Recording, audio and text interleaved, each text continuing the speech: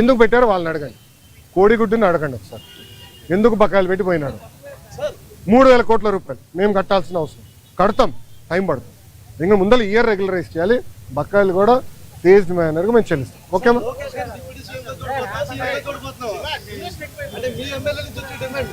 Telugu Desam party కార్యకర్తగా చూస్తున్నాను అంతే, నాకు అవసరం లేదు అనా. ఒక్క నిమిషం, చంద్రబాబు నాయుడు గారు నాకు ఏ బాధ్యత ఇచ్చినా ఆహర్నిశలు నేను కష్టపడతా, పని చేస్తా, పార్టీని బలోపేతం చేస్తా. అంతేగాని పార్టీకి చెడ్డ పేరు మటుకు నేను తీసుకురాను.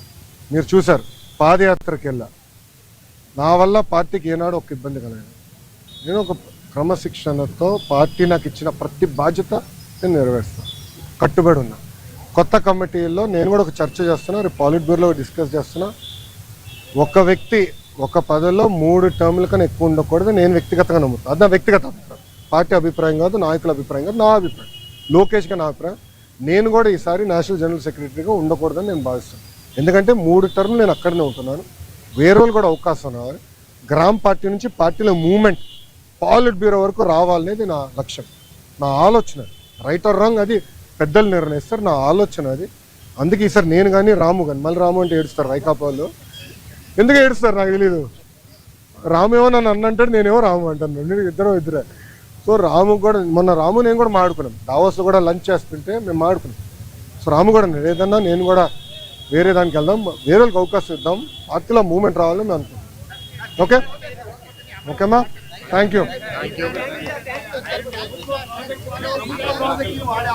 ఏంటన్నా